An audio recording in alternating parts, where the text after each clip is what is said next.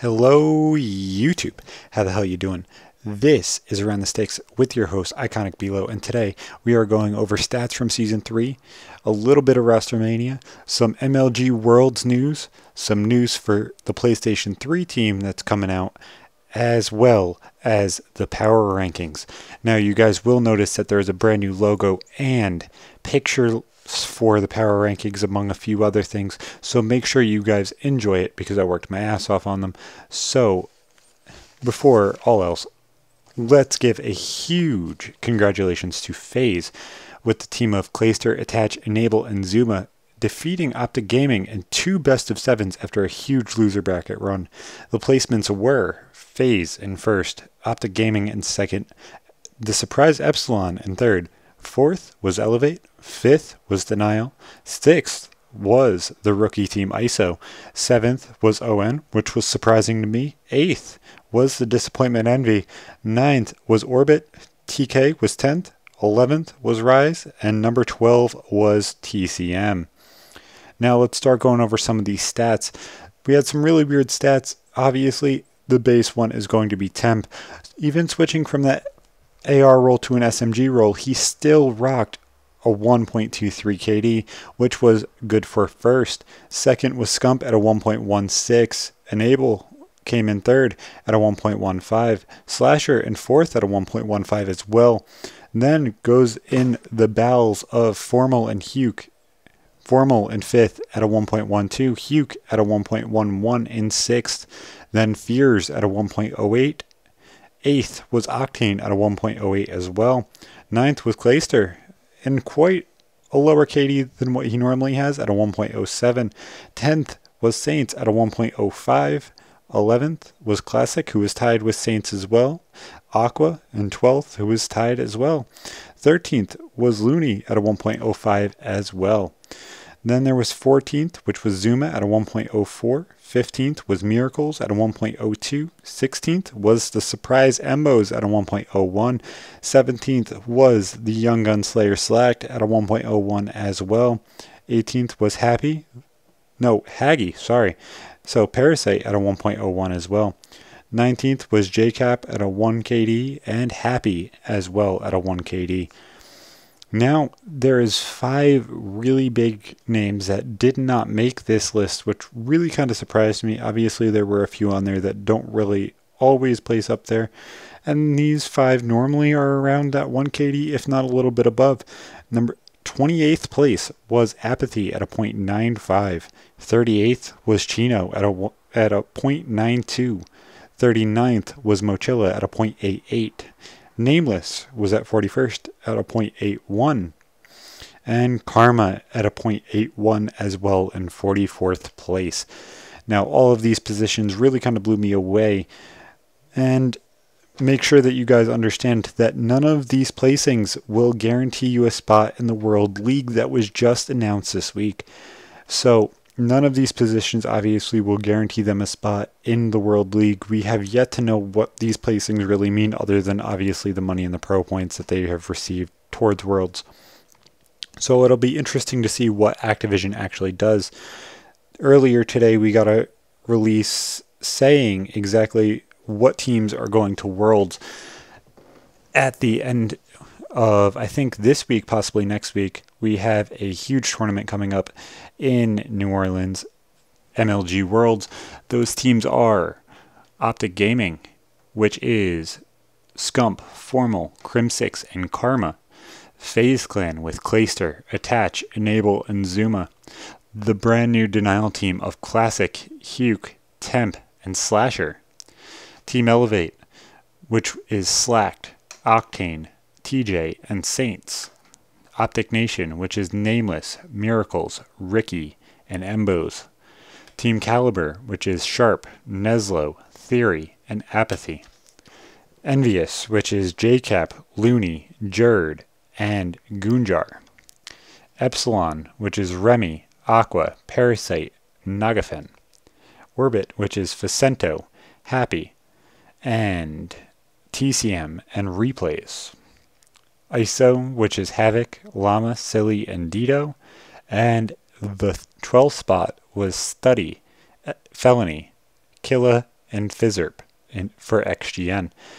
Now, a few of these moves really kind of confused me. Obviously, one of the bigger ones being Denial, ending up Replays dropping himself off the team, especially with one of his best friends in the entire league joining that team. It would be a little bit weird for him not to drop somebody else. Obviously, the two people possibly being on the chopping block, being Temp or Slasher, holding that same kind of player as Classic, who would be joining the team.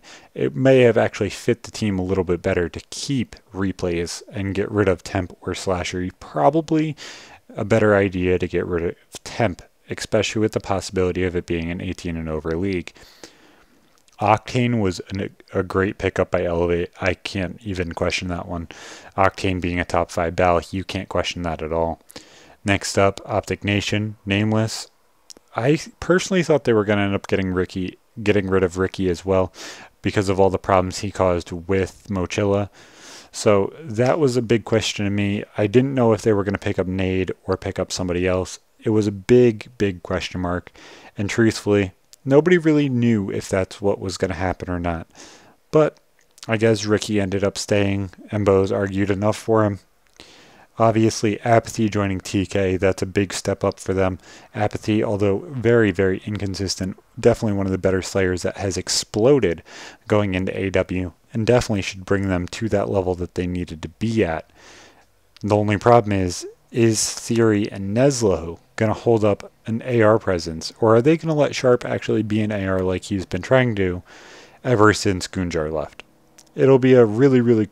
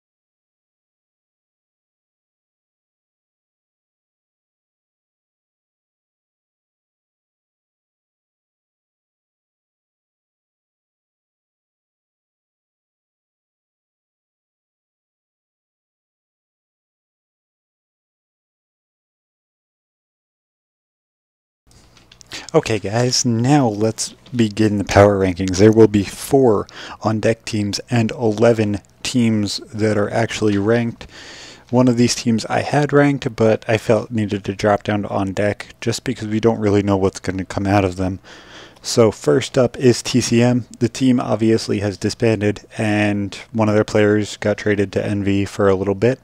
So we don't really know what's going to be going on with them. They're the first team on deck. Next team on deck actually is XGN, or Faze's S&D squad is what we were told it was going to be. They obviously haven't really played all that many games together. They didn't do all that great at DC, DC. So we don't really know what's going to happen with them. The next team I got really excited about, which is Vex. They just re-added Pluto to their team, which personally is quite awesome to me. He was by far one of the better Remington players in Call of Duty Ghosts, so it'll be really kind of cool to see exactly how well he plays in Black Ops 3. Obviously, it would have been awesome to see him in Advanced Warfare, but him being banned by MLG kind of sucked a little bit.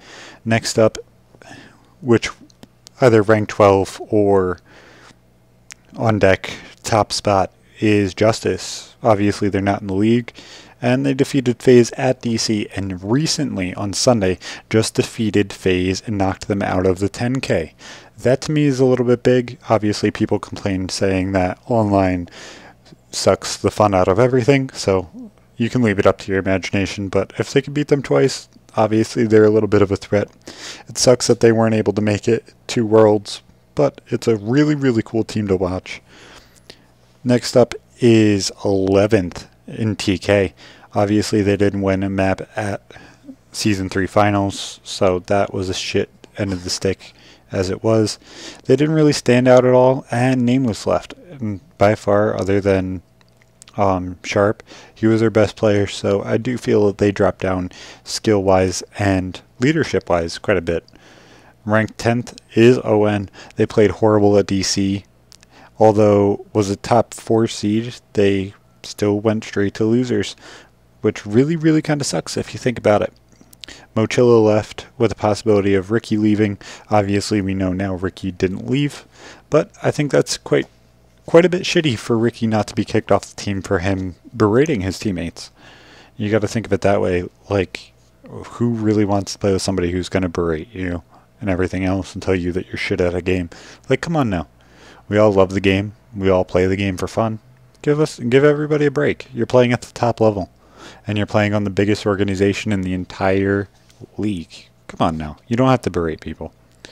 So obviously I thought Ricky was possibly going to leave. I wrote this before all the teams were locked in, but they decided to pick up Nameless. By far a better team now than what it was, and it'll be cool to watch.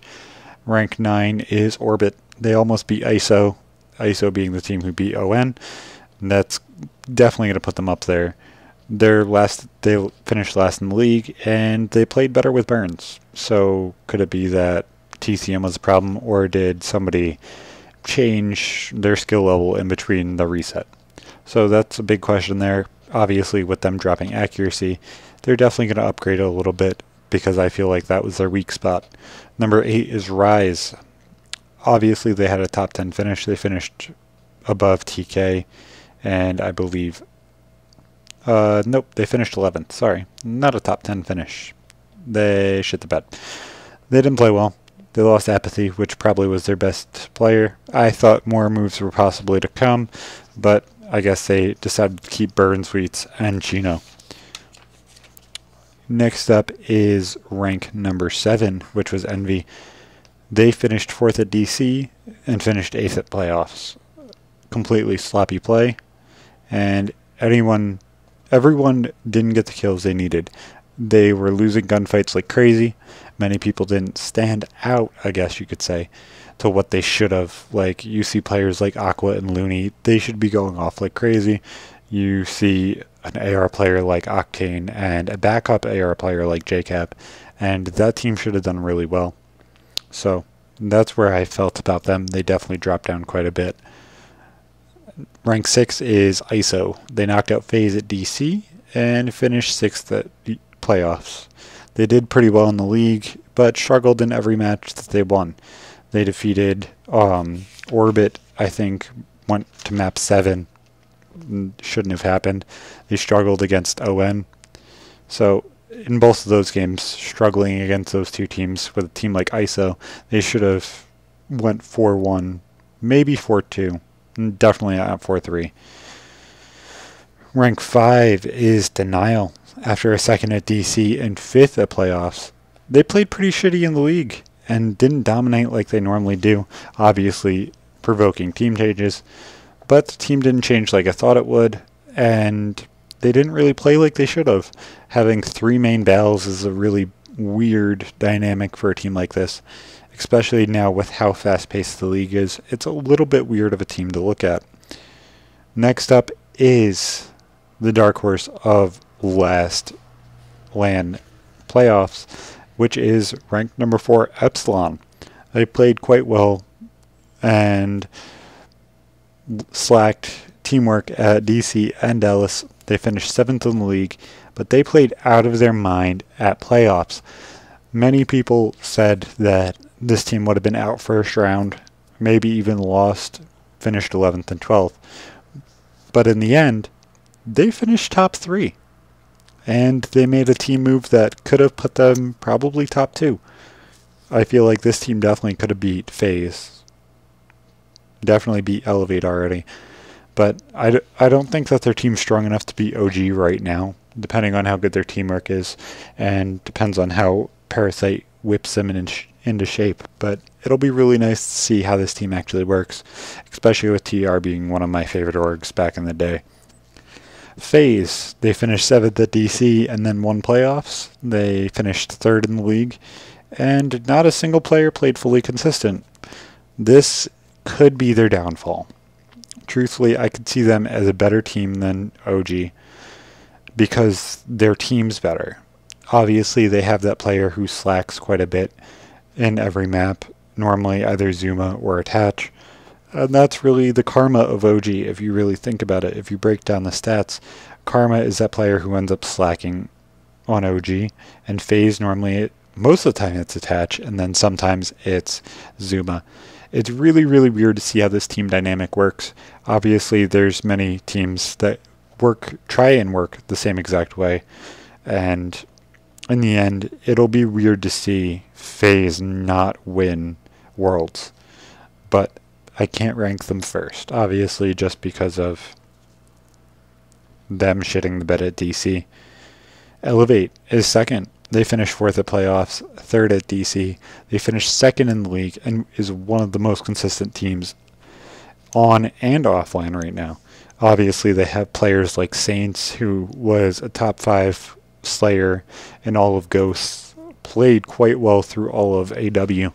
Wasn't by far a standout player, but definitely wasn't a shitty player at all. So by far one of the more consistent teams, and definitely one of the most up-and-coming teams. The only question mark that'll end up being on their team is TJ Halley, and if he can play in the league. And if he can play, there's nobody really that can stop them. They're definitely a top 3, top 4 team, and it would be really great to watch them. And first is OG, as you guys see on your screen. They won UMG DC. They placed 2nd in playoffs, went undefeated in the league, and they had a pretty shitty showing at playoffs, and they still finished 2nd. And that's the thing a lot of people don't understand, is they played worse than what they normally do. You don't normally see Scump 2nd in KD at a 1.16. The people that they had in front of him was Temp at a 1.23. And right now his team's ranked 5th in the power rankings. In the end, with Scump finishing 2nd, Formal finishing 5th, and then Karma all the way down at 44th. And let's see if I can find Crim 6 here. I don't even see Crim. It was just a really, really weird LAN for them. They didn't play that great, but they also didn't play horrible at the same time, so I guess they finished 2nd. They had a chance to beat Faze, but lost in 2 straight series. Any of the top 3 teams could have been flipped around anyway, really, and you could have argued for it. but I feel like it's been this way just because Elevate definitely dominated in quite a bit of the league. Faze really kind of turned it on at the end and went on a loser bracket run to win playoffs, and OG1DC went undefeated in the league, which I think really kind of holds quite a bit of weight. So in the end, those are my rankings. I hope you guys like the little graphics that I was able to put together for the power rankings. There will be more information as we go along here, but these will probably end up being the final, well, the baseline power rankings for the league for Black Ops 3 and PS4, so it'll be cool. Maybe we'll get some new AMs in there, maybe get some new teams in there, and it'll be great to see. So guys, this has been Around the Stakes with your host IconicBelow. Make sure you guys use code ICONIC at Cinch Controllers and Respawn Energy. And as always guys, leave your power rankings and comments in the comment section down below. If you guys have any questions, make sure to leave them down in the comments below. And as always guys, this has been your boy IconicBelow. See you fucking later.